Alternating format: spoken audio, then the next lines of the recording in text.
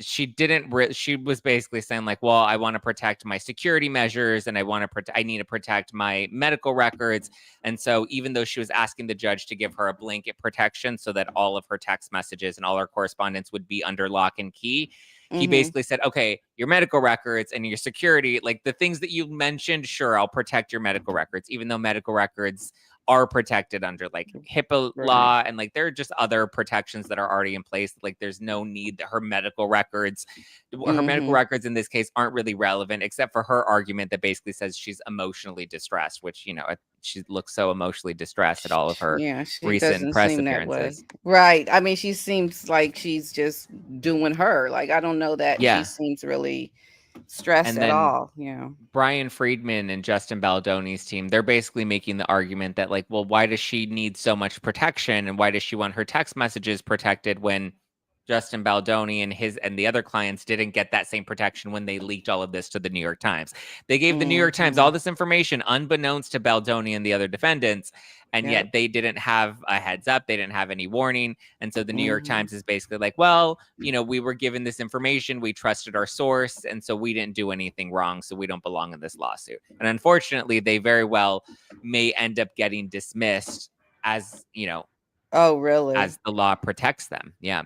And then what we were, go ahead, Paula. Are you kidding? Yeah, they'll get. Yeah, they very likely may get dismissed. Except, so the one thing that I think is the only like tiny thread of fabric that may keep them in this is that subpoena that you referenced, because they say that the only way they reviewed thousands of documents and text messages that verified the claims that they make. And so Brian Friedman's like, well, how did they obtain that? And they said that they obtained this through a subpoena. But the only way you issue a subpoena is if there's active litigation, if there's a lawsuit that's pending or a lawsuit that's happening. And when Blake Lively originally filed this, it was a CRD complaint, which is a complaint filed in the state of California, but it's not an official lawsuit. And her lawsuit didn't come until a couple of weeks later. So there was no proof that a lawsuit was even going to be filed or was in motion. So where was that subpoena? Who issued that subpoena? What court granted that subpoena? And is there a copy of it? Because how else would they get those text messages? I remember Justin Baldoni's, the woman that quit, that became Justin Baldoni's representative, right? She said that they took away her personal phone and they refused to give them to her. And I wonder if they took some text messages from there. Was that legal even? So that's where it's a little dicey too. So that's Jennifer Abel, who's also being sued with Justin Baldoni, and she belonged to a company called Jones Work PR, which was owned by Stephanie Jones, who was her boss. And Stephanie Jones did take the phone, and it's presumed that Stephanie Jones is the one that provided these text messages to Blake Lively. Now, Blake Lively saying, well, I issued a subpoena to get those text messages. But again, we can't find there to be any legitimacy to the subpoena, number one. And number two, I feel like there has to be some sort of privacy protection that Jennifer Abel should have had, even though technically it was a company phone that those text messages were on. I don't know if Stephanie Jones is able to violate those, privacy issues and just relinquish those text messages, especially if there's not a legit subpoena behind it. Oh my God, because she had a phone number assigned to her for the company, but then she had her own number, and that's the one that they also took. And I remember I watched an episode where she was really upset because you know how we all have double verification when you access your bank, you get a code. Yeah. Pretty much can't get into anything if you have that. And she kept begging them. And at one point they kept her like 4 hours waiting at the phone company because all they needed to do was send a letter for them to release her so she could get her phone number she's had since high school, right? Yep. So that part of the phone that is illegal. Yeah, and so we'll see how that plays out with Stephanie Jones. She's kind of laying under the radar right now because she's the one that presumably got all of this information, is also using it to give Blake Lively ammunition against these defendants. So we'll see if there were any privacy protections that were violated, because you're right, there are, violations, like, sure, but we have to see if legally that'll hold up in court, because I agree. I think there were a number of violations to Jennifer Abel's privacy that were we're done here. She didn't consent to that. And also, if they're trying to protect trade secrets, then I would think even those text messages would be considered trade secrets because they would be discussing plans with their client. And I have a quick question about that too, because I was thinking, how can these, by the way, go subscribe to that, guys. What are you guys waiting for? Go subscribe and don't forget to click like. We have to get him to 100K. We can do it. I mean, between PDina and I, I'm sure we can get you guys back Absolutely. Yeah. Go crazy. Go like, subscribe. It's free. Do you have any questions for Zach about that? Because I can't wait. I have to ask you. If they get deposed, Wolverine, I don't know if you know Hugh, I feel like saying Hugh Grant, but it's Hugh Jackman. Hugh Jackman. For sure, Taylor Swift will be deposed. Will we get to see those? Yeah, so the deadline for all depositions to be completed is August 14th. And so now there are certain, like I said, the judge granted 4 protections that Blake Lively wanted. 1 was medical records, which we don't care about. 2 is security measures, which we don't care about. 3 is trade secrets, which unless they're related to It Ends With Us, we don't need and we don't care about. But it's going to come down to the privacy piece. And I think that's what Blake Lively's team is going to fight really hard for, is third-party privacy. But it's likely we'll get depositions for all of them. I'm told that they're likely to be video depositions. And so there may be pieces that are redacted to protect their privacy in certain instances because of this protection order that Blake Lively fought for. So there may be pieces that are cut out or redacted, but we will likely see them. I mean, definitely at trial, we'll see those pieces, but it's also very likely that the press will be able to get their hands on them as we see those should be happening over the next several weeks. I believe August 14th is the deadline for them to complete all of those. So now we're actually moving into the discovery phase. So they're going to start to pull the text messages, the emails, the depositions are going to happen. You better believe Taylor Swift's deposition is going to get out because that's not under lock and key. We're going to definitely hear what Taylor Swift has to say. Unless she settles. And Blake does still have the option to settle and not bring her friends into court. But Brian Friedman's going to depose them all and is going to grill them all. Yeah, but it's not up to her to settle. It has to be Justin. He has to agree. And he would have to, I think he needs a public apology. She would have to admit she was wrong, which I don't think she will do. No, I don't think she will either. If anything, if by the grace of God she gets some sort of, way out through a settlement, maybe it's a really big payout, whatever it is, I don't think she'll apologize. If anything, I think she'll say the law was not on her side and the legal system is broken and they don't protect women. Like, she'll lean into all of that. I don't see her giving a public apology. I mean, look at Amber Heard. She fought all the way until the very end. That was painful to watch. Sometimes I was watching that thing and I don't know how Johnny Depp wasn't laughing. I mean, no, because there's some idiots who might have believed her. In fact, some people did believe her. Yeah. But when I saw her and she was on this stand, it's like, you can see she's trying to cry. That I'm not gonna say the name, I mean, she's a real bad actress. She couldn't act her way out of that one. It's crazy. I mean, and next Blake Lively is gonna be deposed. Like, she's gonna be up on the stand, and Brian Friedman's gonna have to grill her. And he just did a really good interview on this podcast called The Town that I was listening to yesterday. And the podcast host was really grilling Brian Friedman because he seems to be very Team Blake. And so it was interesting. And I think Brian Friedman is the kind of guy that can keep his cool under pressure. And we'll see how it goes when he deposes Blake. She was trying to fight to say she didn't want him to depose her, that he's biased towards her. But the judge was basically like, you don't get to pick and choose who Baldoni chooses to represent him. Like, he's entitled to an attorney. And if that's his attorney and that's who they want to depose you, he has that right to do so. Oh, yeah. She didn't want Brian Friedman to depose her. Yeah. Oh God. Oh. We're going to get the popcorn for that one for sure. Absolutely. That's going to be really interesting. They're not going to do the depositions live.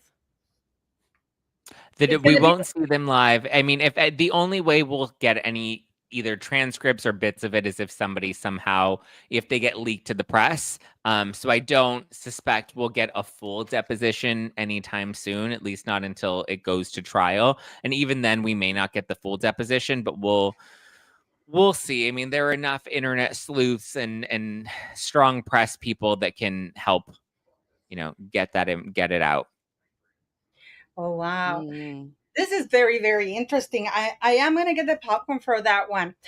You know what, Zach? I've been watching because I saw you on the podcast with this lady. Y por el amor de Dios. You see this is why, guys.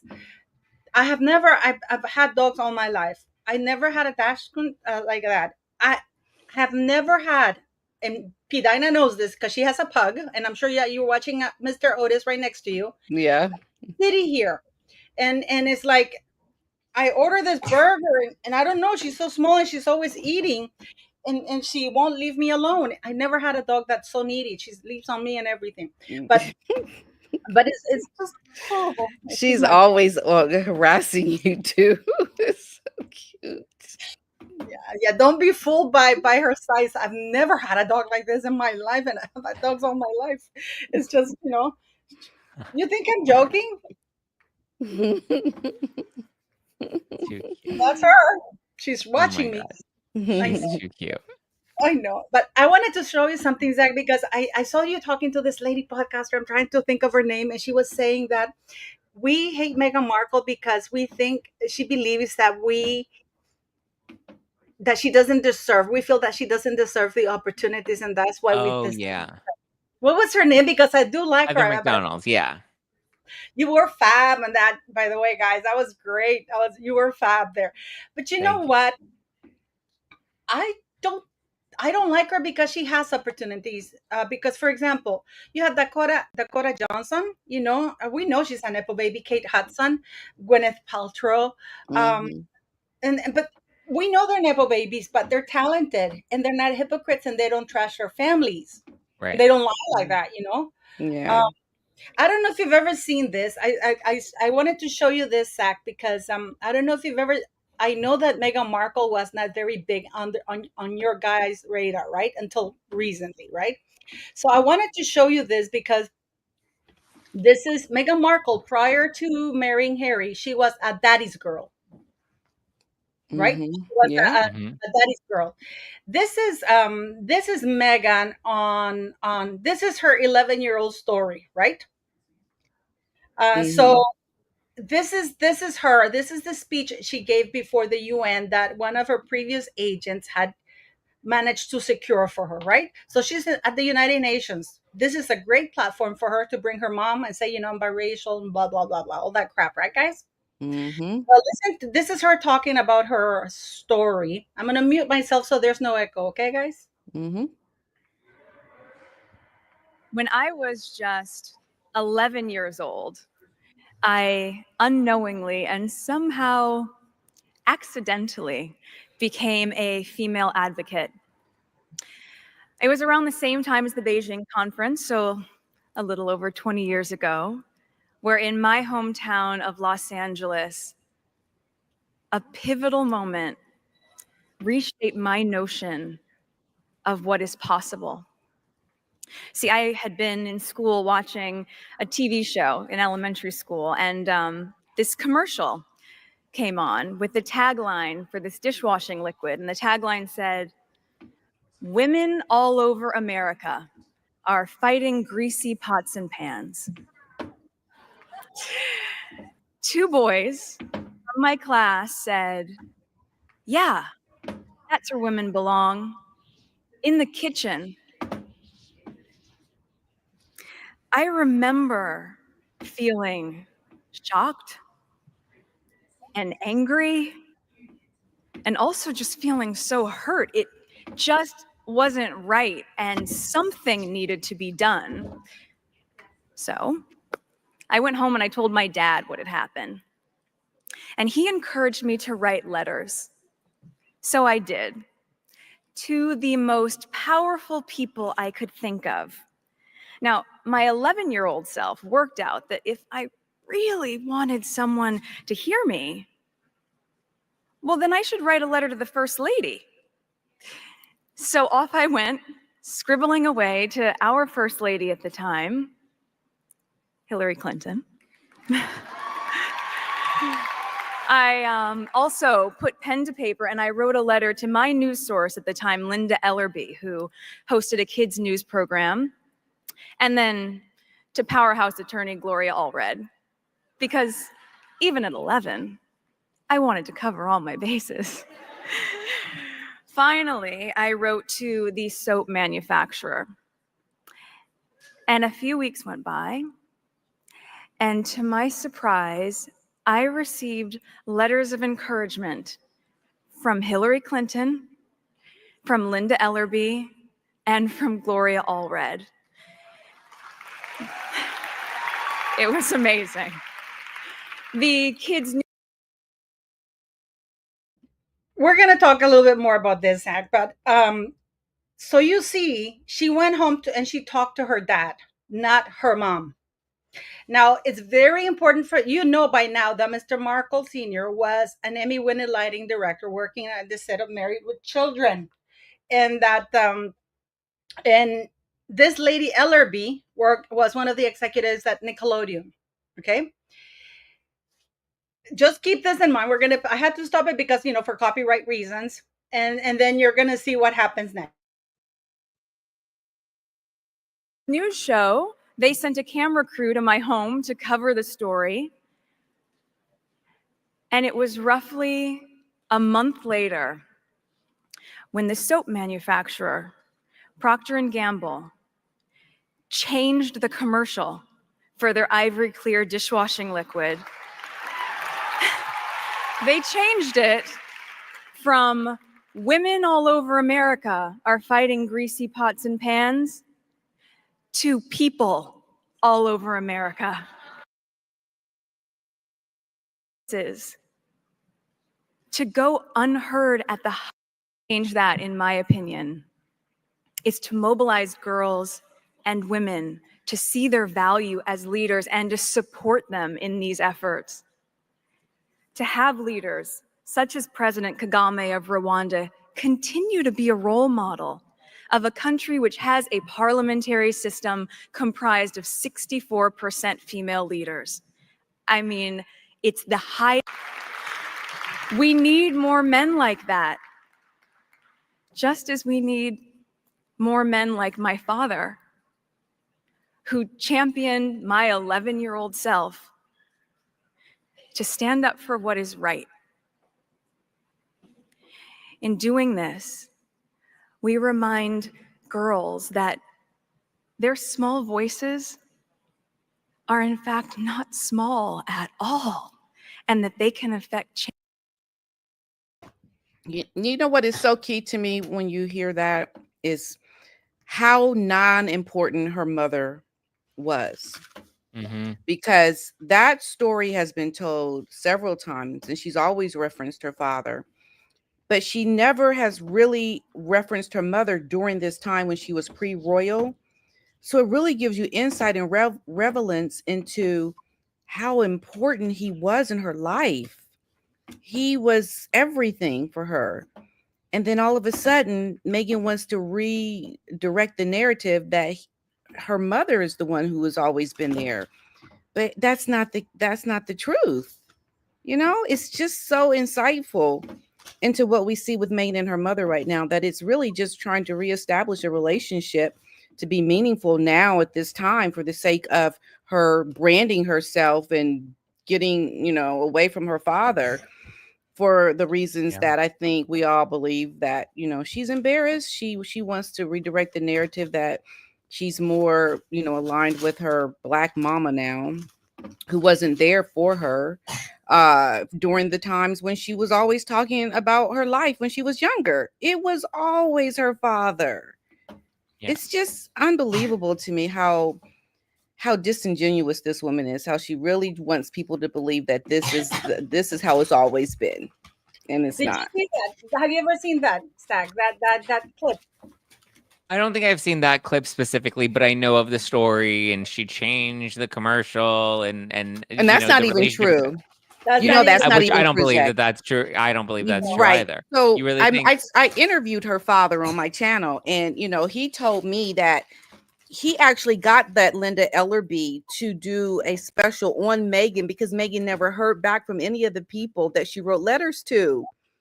She never heard back. And so Thomas Markle and all his wisdom thought, I know people in the industry. I can get her to feel like, they, people can hear her story to make her feel special.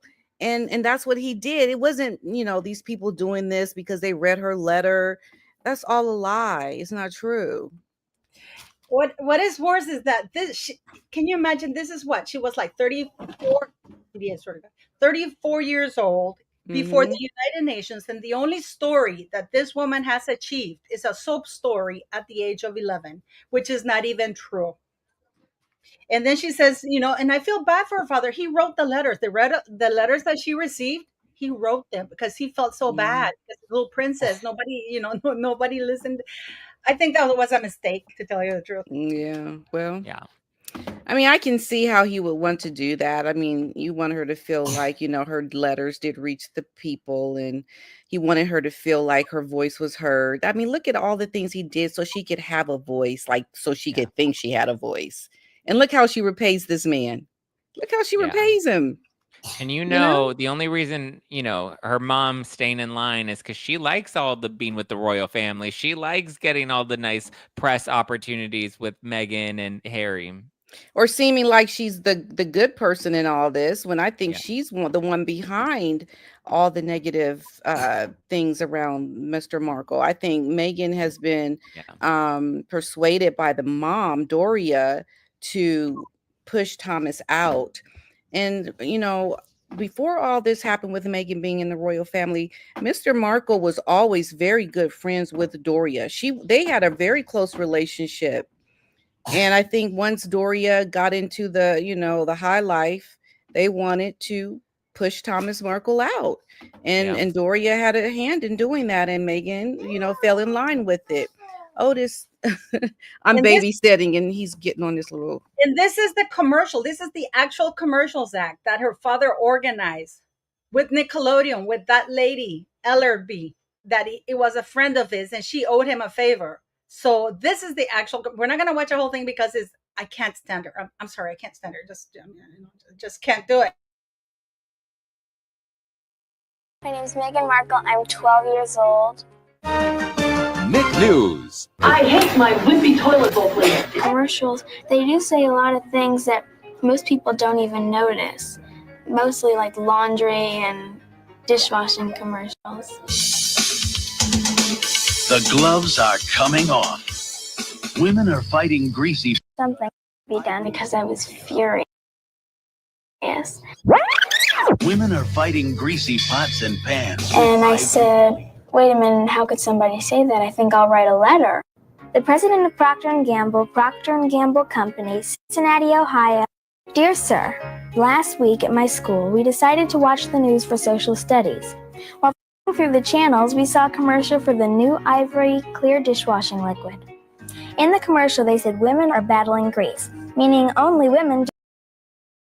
And wasn't it a class project? I don't think it was her just doing a social studies project and wanting to write a letter. Like, the teacher had all the students do it. And not only that, a lot of people wrote in about that saying of women all over the nation. People were writing out about that. And it was changed because of all the backlash from all the people around the country that didn't like that messaging. That's the reason why it was changed. Oh, you're muted, Paula. That's why I wanted to talk to Zach about. Zach, you're muted. That's why I wanted to talk to you, because this is why we don't like her. Because one of the reasons. Yeah. Yeah, but this is why, about what, because it's such a hypocritical thing to do, that now she has discarded her father. She keeps lying even more. I mean, every show she has used has been to clap back to the royal family, to her critics. Yeah. I mean, I don't know if since you started covering her, have you noticed if you have gotten an increase in hatred or anything for that matter? I mean, yeah, her and Blake and, all the Amber Heard supporters that now want to resurface, they're all in the comments about how, you just hate her. You're just a hater. But I'm like, but they're like, I don't even say I hate her. I just get like, she's become so. Her inconsistencies bother me. Her lack of transparency bothers me. Her trying to pretend she's so relatable when she's just not. And I just feel like so much about her is disingenuous that for me, it's like, I can't relate to her. And there's nothing about her that I like. Like at least Gwyneth Paltrow or, some of the other Nepo babies that you referenced, at least they don't shy away from it. They don't pretend to be relatable. They don't try to be attainable. Like Gwyneth Paltrow does not care. Gwyneth Paltrow's like, I'm going to live my life and I'm going to do all my crazy, wacky, goopy things. And I don't care if you think I'm crazy. I'm just going to own it. And yeah, I'm rich. And yeah, I came from privilege and it is what it is. Like, deal with it. Whereas Meghan Markle still tries so hard. Like when she's like, oh, look at, I'm wearing my Zara pants. And then she has her $1,500 cashmere sweater when she's filming the Netflix show. Or she's just like, oh, Mindy Kaling's coming over. I hope I have eggs. Let me make her some quick frittatas. And it's like, no, you had that all planned and orchestrated and the producers put all the eggs in the refrigerator and like it's so many of those things that are just not real and relatable and she doesn't even need to try to be real and relatable, but she forces that down everybody's throat. Right. And also trying to make her seem like she grew up in poverty or that she was not middle class. Her dad made very good money. She was never a latchkey kid. She didn't grow up on TV dinners and the $4.99 salad bar at Sizzler. Those are things that she just wants to try to sway herself to a narrative that she thinks will make people like her. And all it does is all you're doing is revealing who you are to make people not like you. Yeah. You know how I know she watches our channels? Because we've been doing a lot of videos about this. I don't know if you know this, but when she was signed up for the second season of Suits, she threw what she called a Sayonara Zara party because Zara, the label, was beneath her now because she thought she made it rich. So she gave all her friends her Zara clothing. This is why it's so funny that now she says, I'm wearing Zara pants. This is you know what I mean? It's the pretentiousness and the lies. And when I was watching you with the lady, I'm like, oh my God, no, it's not. That's not why we don't like her. She's a liar. She's lying. She creates hate. That's one of the things that for all of us, it's like, you don't mess around with your family like that. Like, that she has, on Netflix, she had a Samantha Markle's daughter, Ashley, that she claimed she could invite her to the royal wedding because the evil royal family, right? That's not true.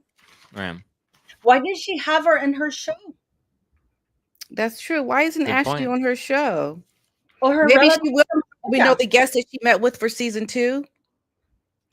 No, I have 2 for sure, but none of them are her Black relatives from Georgia on the Ragland side of the family.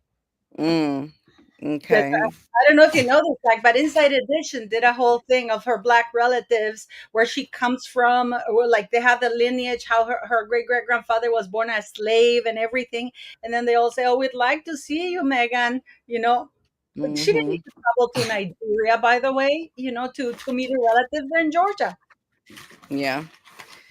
Yeah, she would never do that because she doesn't want to be relatable to real people that are, she wants to just really keep an arm's length distance from people and make it seem like she's, relatable to people or wants to be up close to people. I think the people that she is, like the people she met with in New York, I think she pays those people. Like there has to be an army of people who are out there doing things on social media to give out her narrative, because there really is a lot of pushback against Meghan.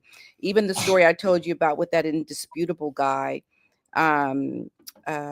what's his name? Richie. Oh my goodness. They were talking about her show and why all these women are racist towards Meghan. They were saying that it's because these are white women that are racist against Meghan. This is why they don't like her show. And so they were showing all these TikToks of these women talking about why they didn't like Meghan's cooking show. And he's this black commentator, and he's like, yeah, look at all these white women that don't like her because she's black. And he himself even said, I don't understand it. Like, he was even talking about how much he just did not understand why it was this way. And the one thing I would say to push back against that, look at all the other women of nobility that are Black. We know a few of them that are married to white men that don't get this kind of pushback either. You know, it's Meghan and her character, but it's interesting that he would default to being racist, why people don't like her, and not even understand why people are like that towards her. Like, you're giving it away. Like, you don't even understand why people are doing this, but you assume and you default to it being about race and not really understanding. And that's what people don't get. They don't understand the narrative that has been building up since she came into public life with us understanding who she is, why people don't like her.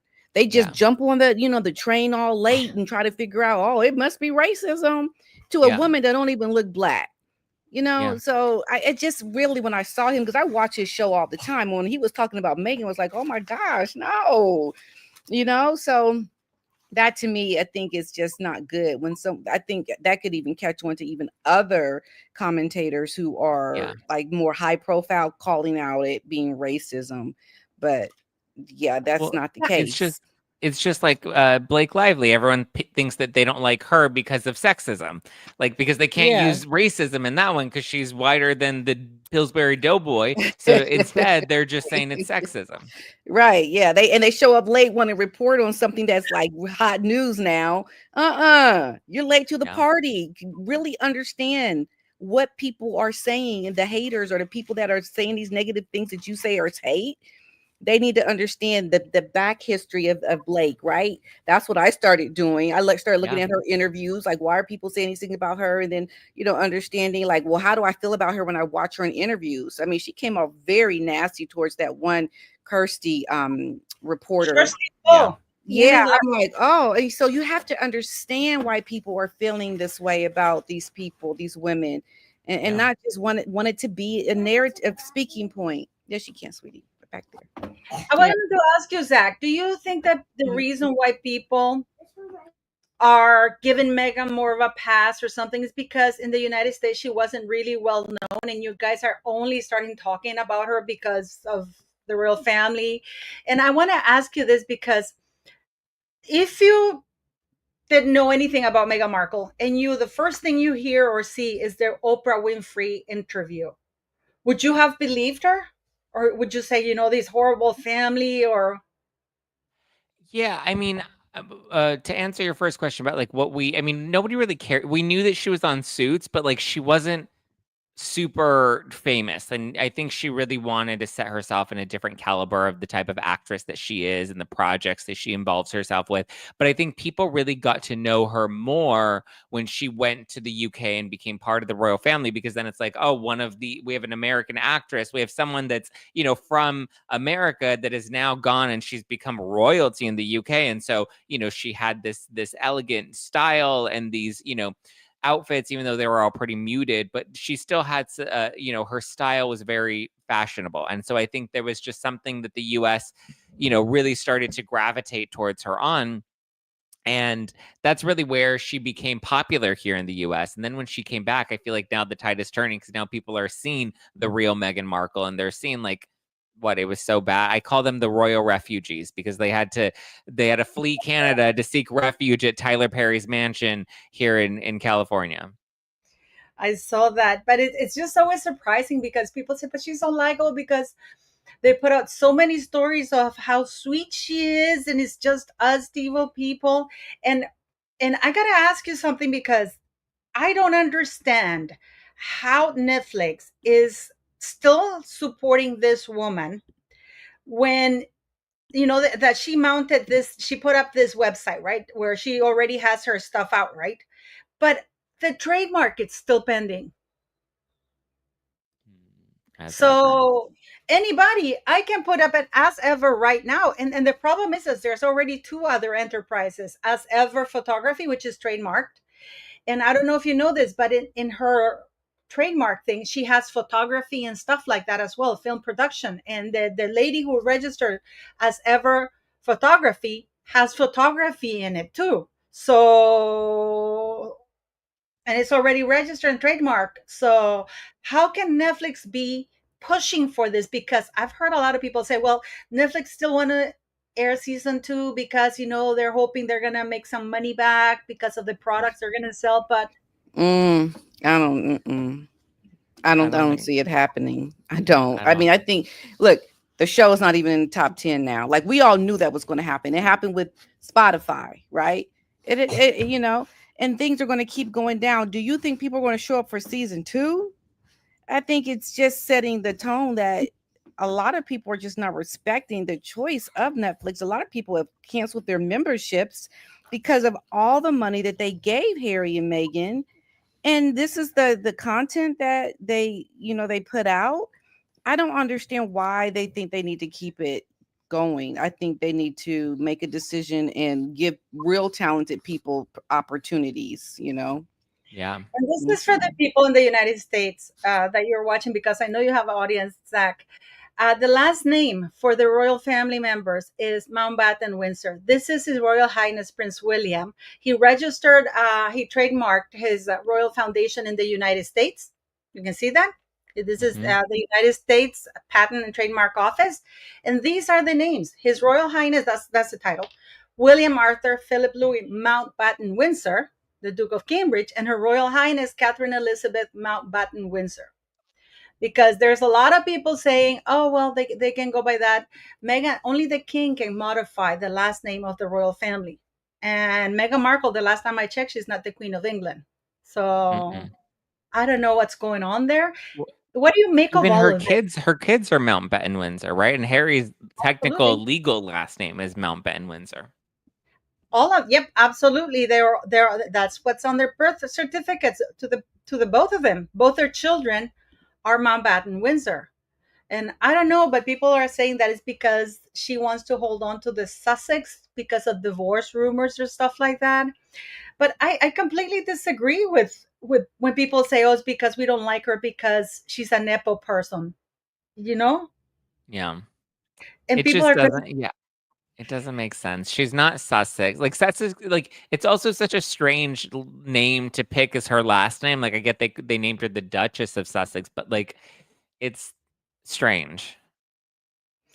And did you know that people here on the chat are talking that Bethany Frankel is now saying that people like us are bullying Meghan Markle and Blake Lively now?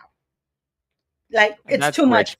That's rich coming from Bethany Frankel, who all she did was tear down the other women on the Real Housewives of New York. Season after season, she was ruthless towards them.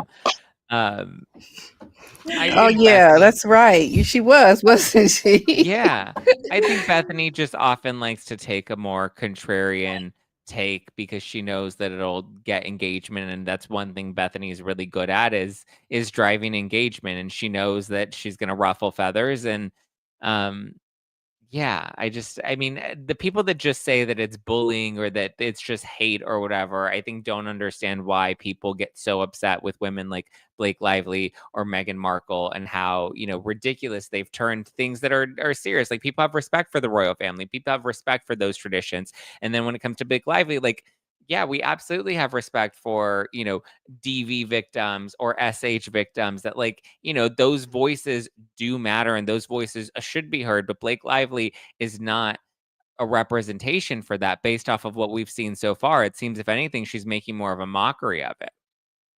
Yeah, I am. I don't, you don't know this, but my ex-husband was very abusive. I've suffered skull fractures and all kinds of things, right? So I didn't watch that movie. For some reason, those kinds of movies, I can't watch them. But then I watched because everybody, when she said Ragnar Florals, I thought, oh, okay, it's not about that, right? You sound like it's a rom-com, like 50 Shades of Grey, that I love, by the way. But or Magic Mike or something like that. Magic Mike, yes.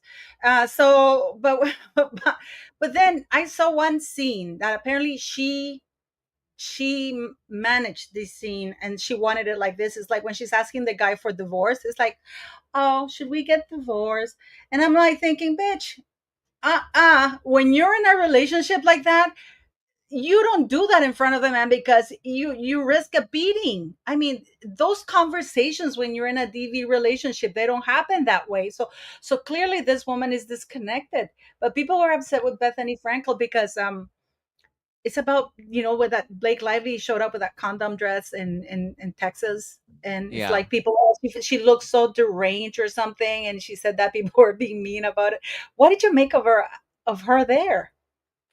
Of her dress at the Well, another everything, simple favor like party. she was like insane. She was.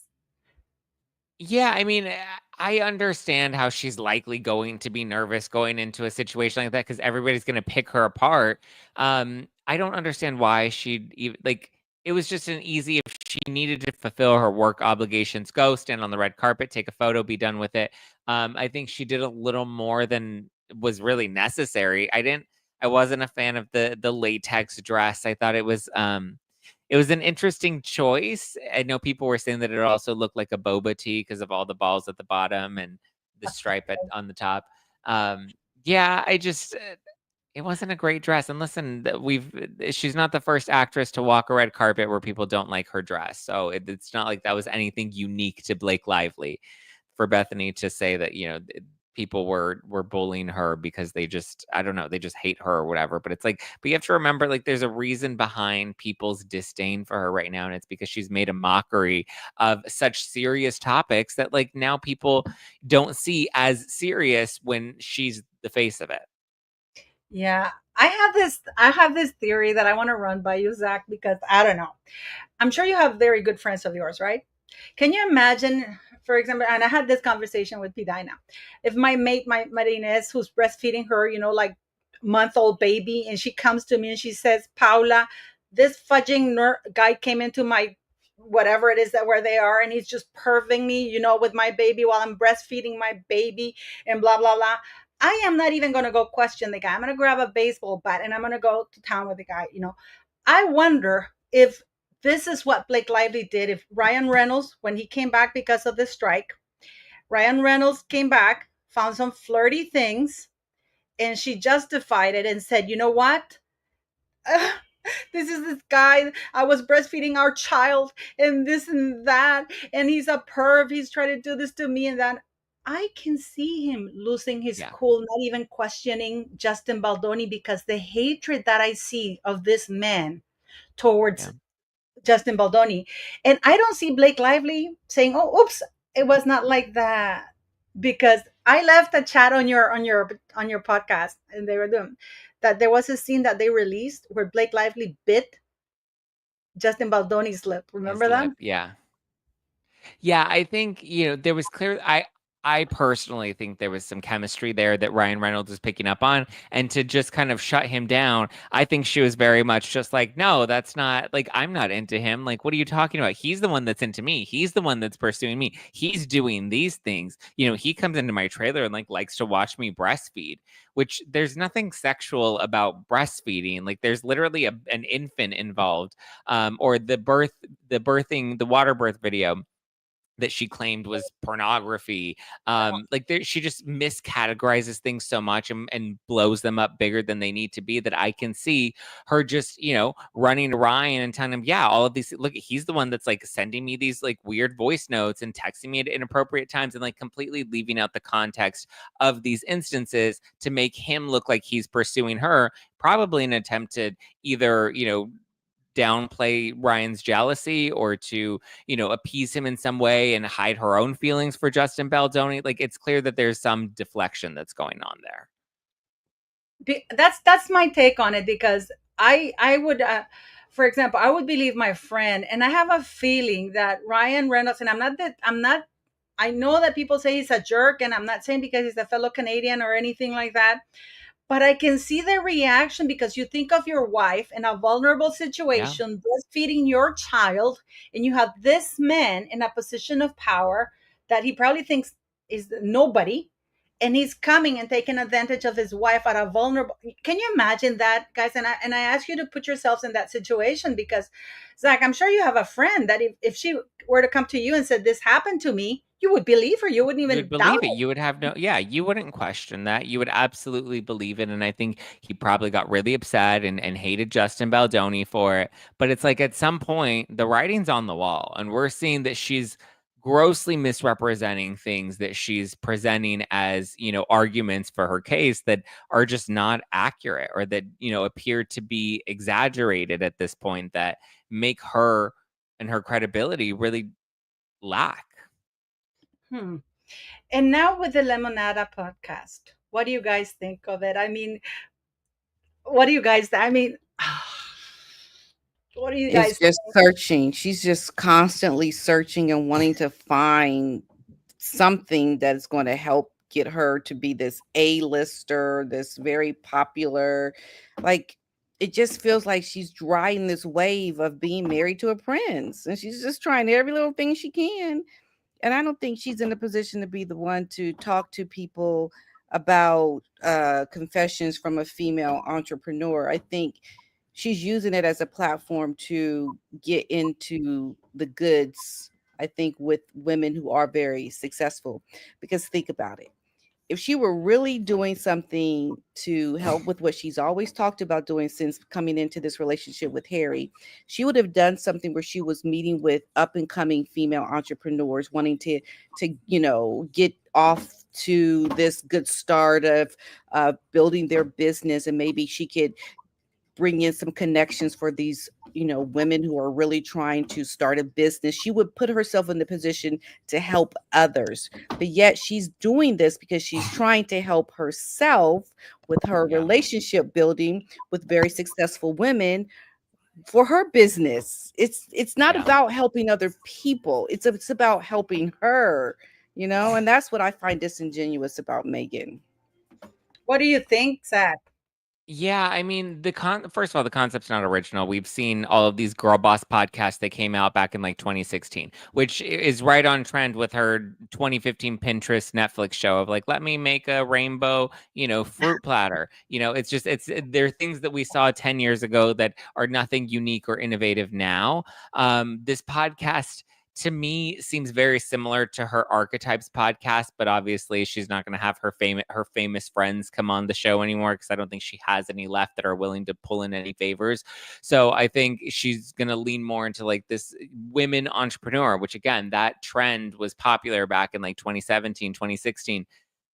I don't think the podcast is going to do that well. I don't think anybody cares to see Meghan Markle as some sort of, business thought leader, because like, what has she done in the world of business? Like, she doesn't have a successful business. Like, you could even say Kim Kardashian could do something like this because she at least built Skims, right? And she had KKW and all of that stuff. So you can say fine. Or Kylie Jenner, right? Despite what people want to think about the Kardashians, at least to a degree, they've been able to, whether you want to say it was Kris Jenner or whoever, they're still the face of these very successful brands. So if they were to have a podcast like this, it would make a little more sense. But like, Meghan Markle's never had a successful business. She's never, she's now just riding off the coattails of the royal family. And, that still seems to be ringing true to this day, because now she wants to be Duchess of Sussex again, which is how she's credited in the Netflix series. So I don't understand her. I don't understand any of her moves, and it just continues to, I think, lose. I mean, it's overexposure at this point. It's too much, and people don't want more of her. They want less of her, but yet she keeps jumping into the public sphere. And it's like, just like her privacy. It's like, if you want privacy, then stay out of Hollywood. And then, now it's about the hate, and she doesn't like the hate and the bullying, but it's like, but the more you expose yourself, the more you're going to attract that sort of negative reaction from people. I mean, and people, Bill Simmons called her a lazy effing grifter. And the problem is that what she puts out is fake. Right now that there's this thing, tomorrow I'm doing another live with a chemist expert that says that the bath salt water, I think she's trying to kill her friend stylist, because you cannot, if you mix it like that, you actually can get burnt and stuff like that. I mean, and they don't put any disclaimer or anything. This woman doesn't know what she's doing, but she's trying to portray herself as an expert on everything. It's so disingenuous. And I was wondering, because Chrissy Teigen now has a podcast that have you ever seen it? Have you heard about it? No, I never heard of her podcast. She's doing the rounds. Chrissy Teigen is doing, because she's doing a podcast, and I'm wondering if she's going to show up in Meghan's thing, and I wonder if the sudden turnaround from Bethany Frankel is because maybe Meghan has going to have her there, but Chrissy Teigen, are you Googling it, Zach? You'll see that. Yeah, I was looking it up right now. Chrissy Teigen, self-conscious with Chrissy Teigen, huh? You see, Illuminating conversations, bold, introspective, a safe space where the twists and turns of personal growth are embraced and shared openly, one conversation at a time. isn't this the woman who told a 17-year-old to go self-exit? Yeah, she did some really, really horrible things, didn't she?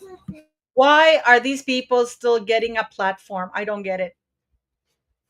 You didn't know that, Zach? Oh, I'm glad I told you about it. Yeah.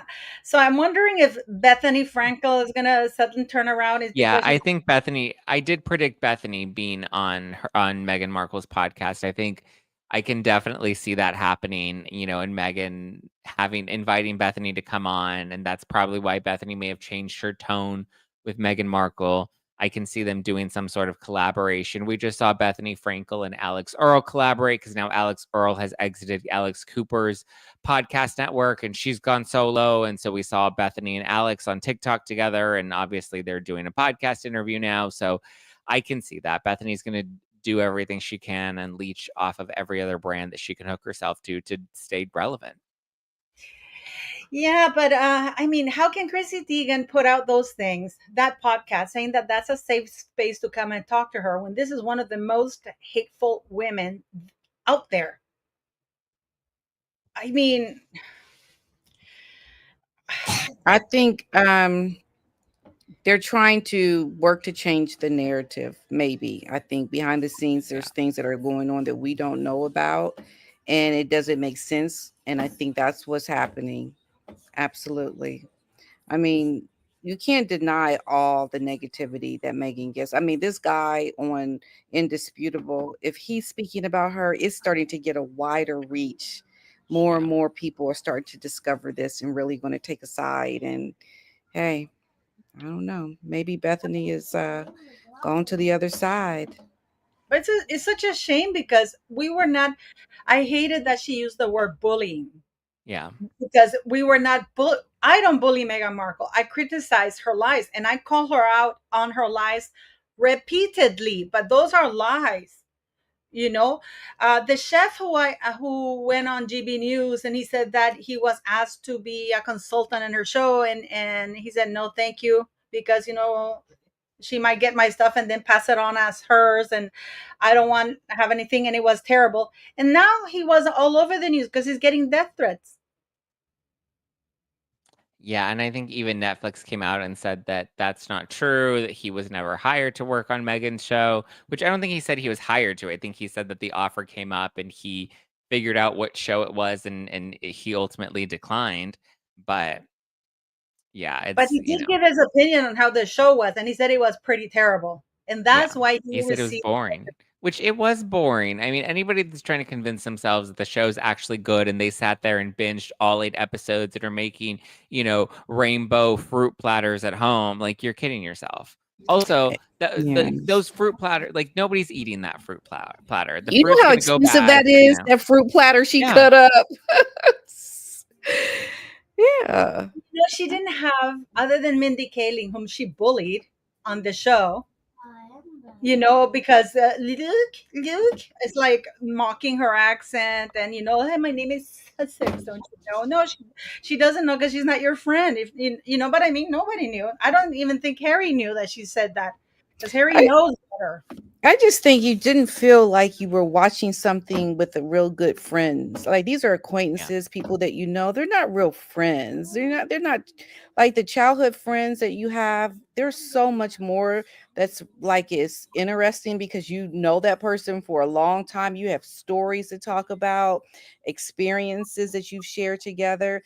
It just was really flat in terms of the friendships that she was presenting. These are not friendships like that you would expect to see on a show where you're talking and you're cooking together and you're going way back and you're reminiscing about life. These are just very superficial friendships. Yeah, that's what I believe. There's no depth there. They're not really friends at the end of the day. It's more, and it's standard in Hollywood. You have everybody's a friend, but like how deep is it really? And it's not that deep. Like they'll show up for your Netflix show because there's something that they get to promote. There's something they gain out of that, even if it's just the vanity of being on Netflix. To them, that's strokes the ego, but I don't think any of the Yeah. relationships she had with anyone on this show were all that real or all that genuine. And what happened to all her other like famous friends? Like the most famous person she was able to bring on was Mindy Kaling.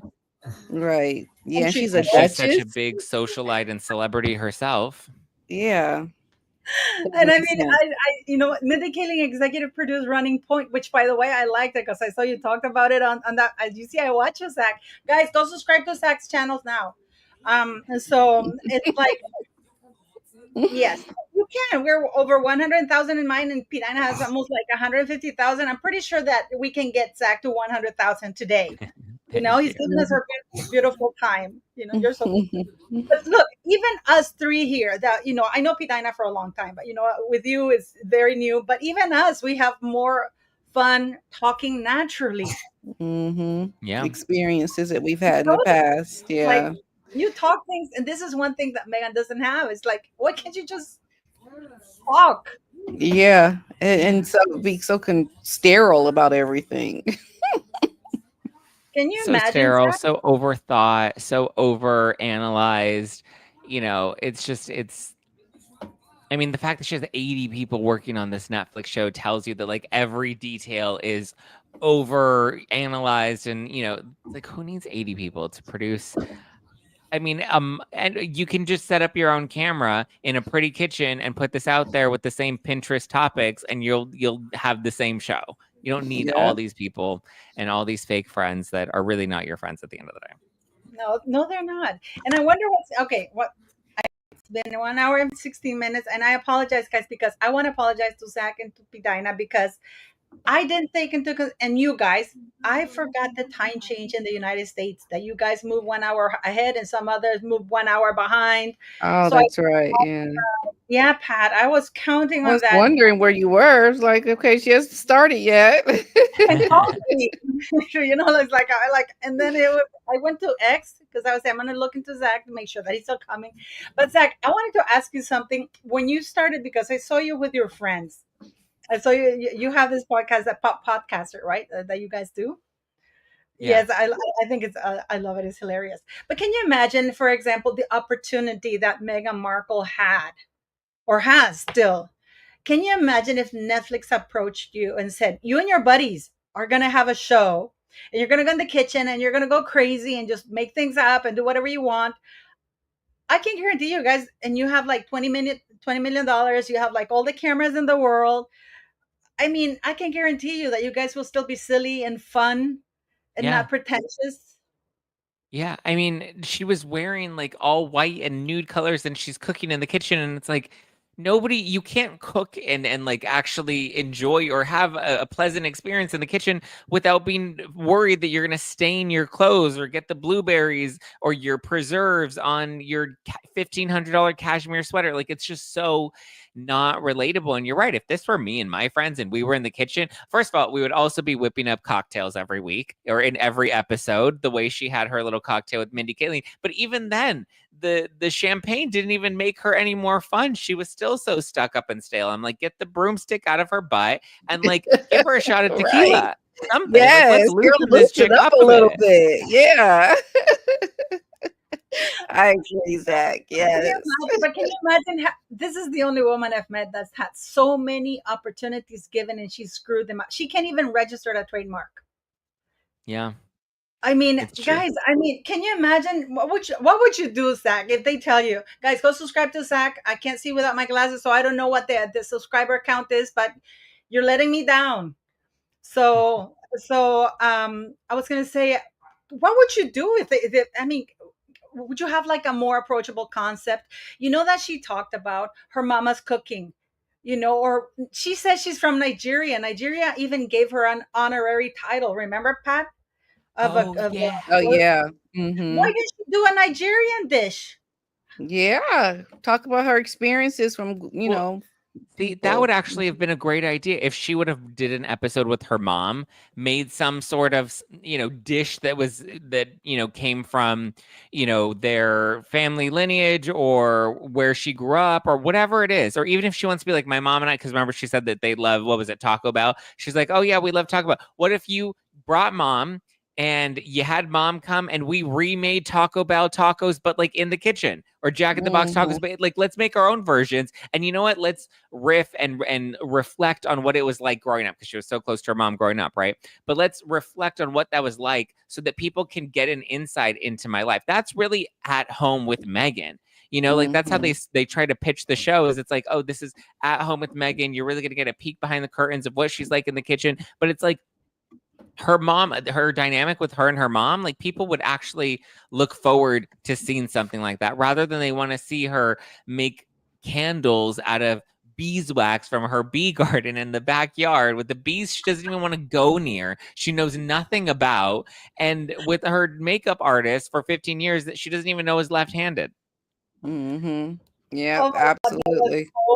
that was so funny. That was so funny, Zach, that you mentioned, because if you have your buddies, like from that long, you would think that you would know the minimum. She was surprised he lived in New York in a little flat. Is like, oh, really? And I love your guys. Zach, I swear to God, whenever I'm down, I watch that one that you did, where you where you're talking about, how can we all learned about the makeup artist with Meghan, because she didn't even know anything about him there. It's like, how can this is the things that she's so disingenuous. This is why, when she says friends and she talks about her friends from childhood and then none of them are there. Yeah. What about the one friends from when she was at the tennis match for Serena Williams and she was sitting with all the empty seats? Who were those two friends from college, right? Did you know that she did that, Zach? Zach, did you remember when she did that, where she was at Wimbledon and she had all the seats around her emptied? Yeah, she was with Samantha. She is the director of Soho House memberships. She's the same one that she went with Blake Lively to her baby shower at the San Isidro Ranch. Blake Lively was there with Meghan Markle to celebrate her baby shower just like 3 months ago.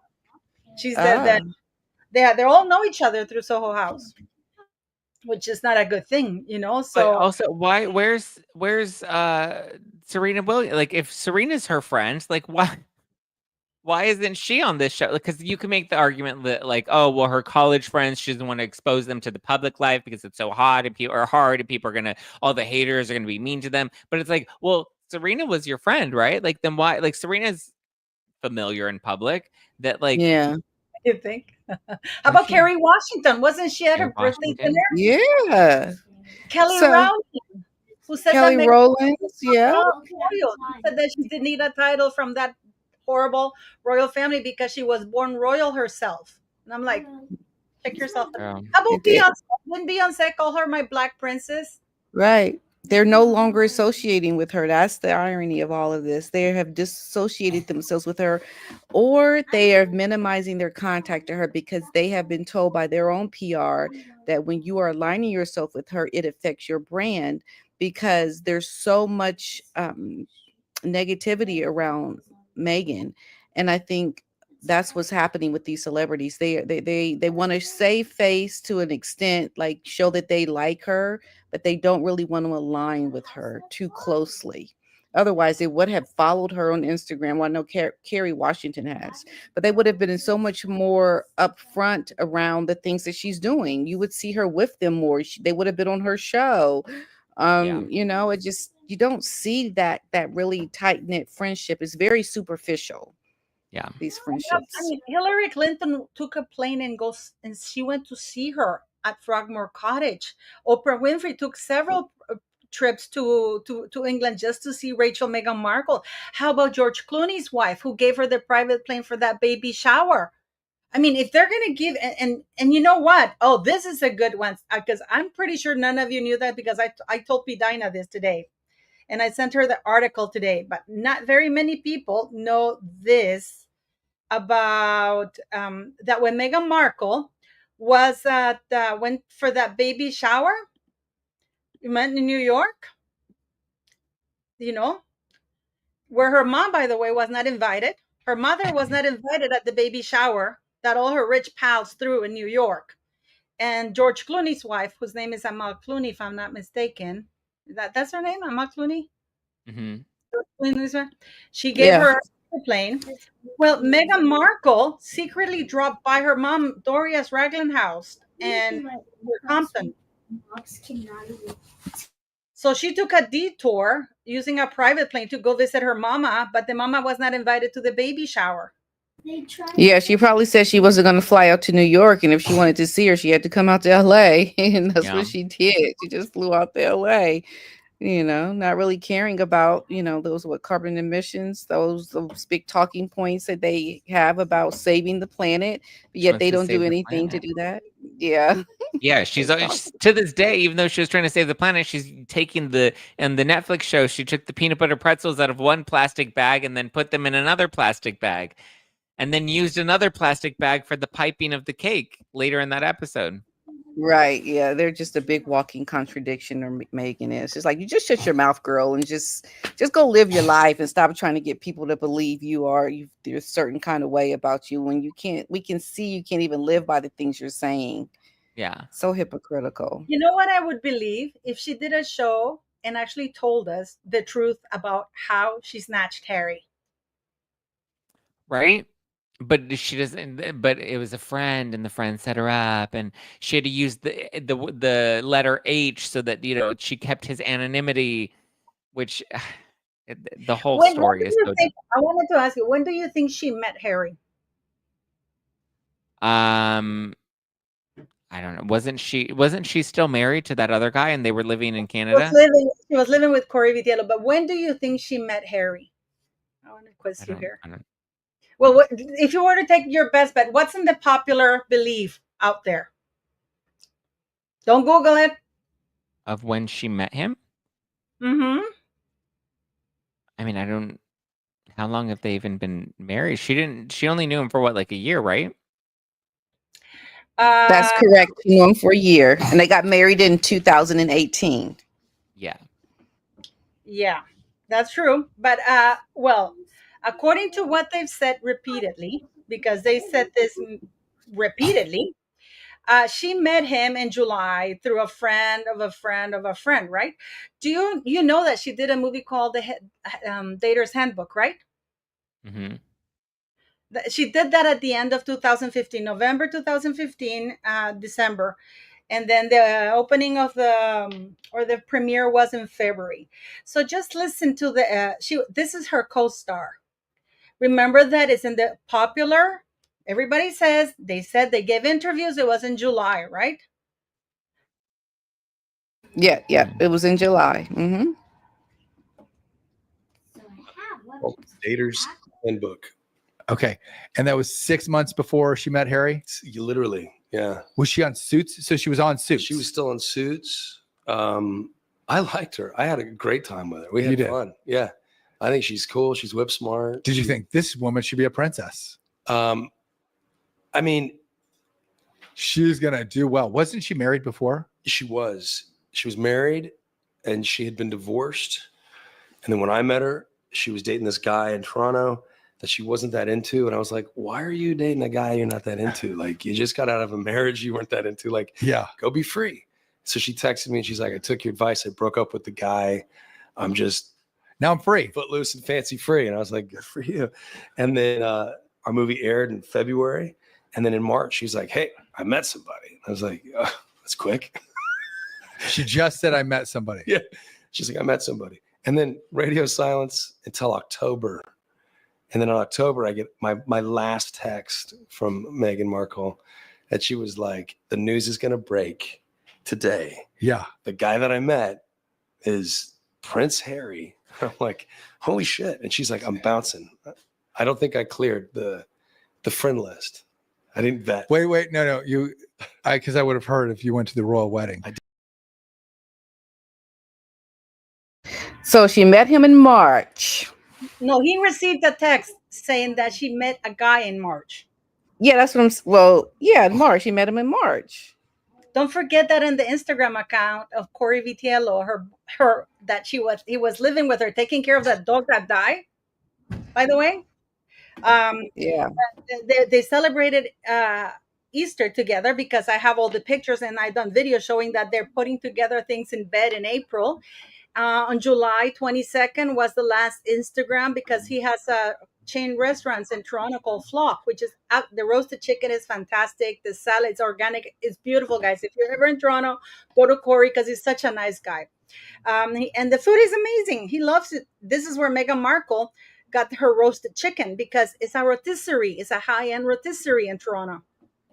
So she was living with Corey Vitiello. She was engaged to Corey Vitiello. She was definitely sneaking around with Harry when she was with Corey, but doesn't want to, recognize that because that's shady. Shady. Before we go, what do you think is going to happen, Zach, with her limonada thing? It's not going to last. Nobody's going to listen to that. I can give you one guest that she's going to have. Is Claire Keller, the lady who designed her wedding dress. Okay. Riveting. People that she's hired or people that she's, okay. Yeah, I don't think this is going to last very long. You think so? He doesn't think. Nobody's going to listen to it. I mean, they may listen to the first or second episode to like gauge the interest, or if there's like a celeb or somebody that people are interested in, sure. But outside of that, like there's no, it's going to be very boring, I think. Yeah. I mean, Meghan's just not a very exciting person. She's not a good interviewer. She couldn't even do the own interview when she was on Spotify. She had her producers interview the guests. She didn't even sit for some of the interviews. So what makes us think that she's going to show up to this Confessions of a Female Entrepreneur and it's going to be interesting? A female founder. It's going to be not. Who is she? That was crazy that she had them edit together their interview and her asking the question. That was crazy. Yeah. That's so wrong. This is the thing that I don't get. And people say, for the people, when they ask you, I mean, you have so much to say. I mean, you have to come back, Zach, because there's so much to talk about. But I want to know what's going to happen and when people tell you that we are bullying Meghan Markle, we're not bullying Meghan Markle. I can show you. I have so many things that I can show you where she got her 43% Nigerian story from. I sent it to you, Georgina Lawton, who was a lady from Sussex who published her book in 2020. And Meghan Markle went on 2022 and said that 2 years ago, she had found out she was 43% Nigerian. And when the woman asked her, which tribe? Oh, I still haven't really looked into it. You know what I mean? And it's like, this is like Blake Lively thing. I think it's going to go to court all the way, to tell you the truth, because I don't see it. Or do you think, okay, do you think Taylor Swift is putting pressure on her to settle this? I think Taylor Swift, I think Hugh Jackman, I think Bradley Cooper, none of them want to be brought into this. And the fact that they're likely going to end up getting deposed and have to answer questions under oath, like that's going to be, they don't want any part of this, because they also know that once they get deposed, those depositions are likely going to leak into the public. And then what? They don't want any of that stuff to get out. They don't want any association.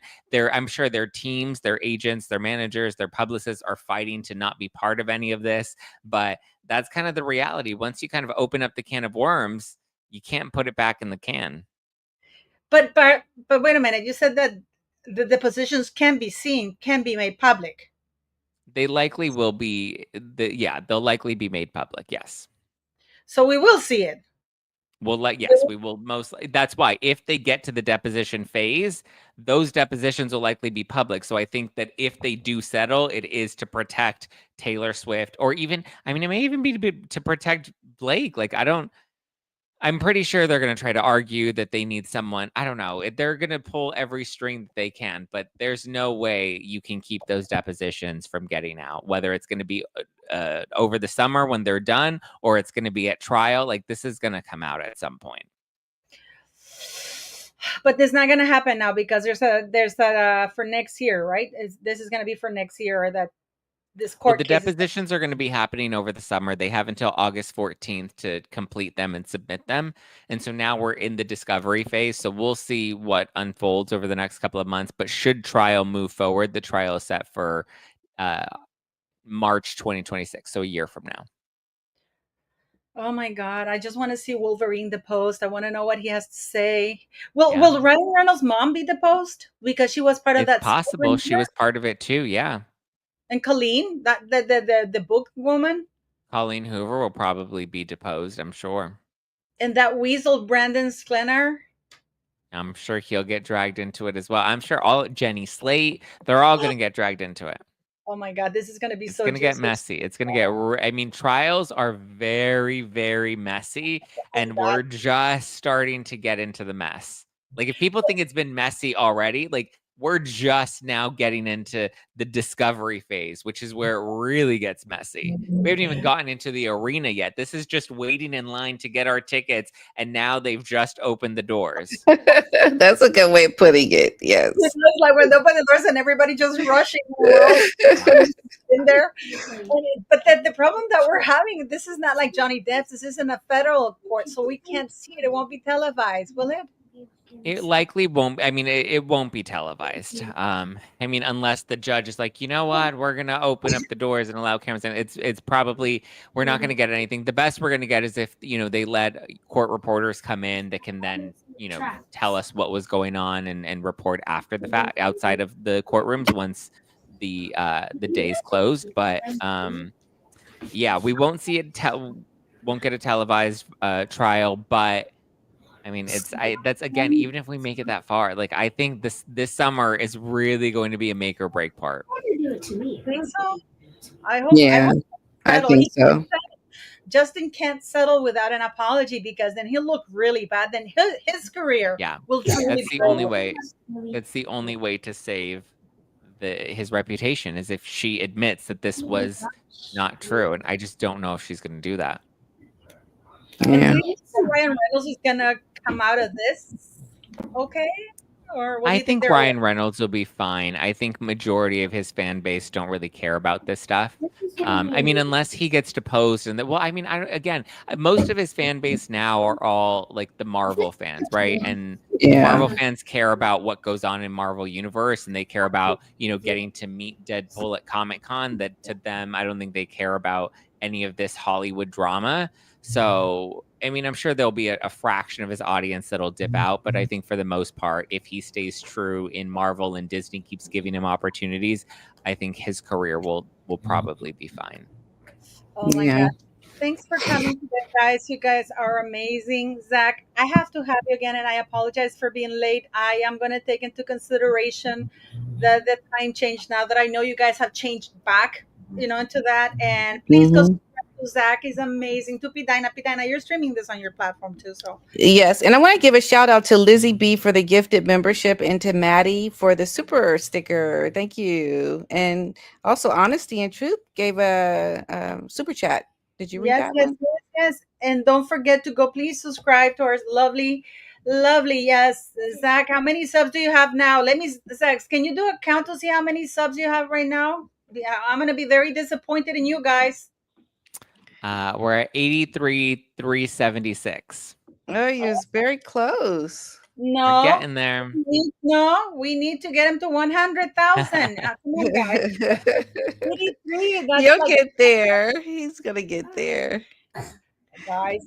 Come on. So, anyways, hopefully it will. You know, PDina and I do lives on Saturdays. Hopefully, you'll have time to join us. You know, be fun and fantastic. I'm gonna be looking out for you and promoting your stuff. And you know, you're always welcome here. And thank you for coming, guys. And we're gonna keep our eyes peeled. And please go subscribe to Zach now. So, have a great day, guys. And thank you, Zach. Thank you. Thank you. Bye, Guys. Zach. Okay. Bye.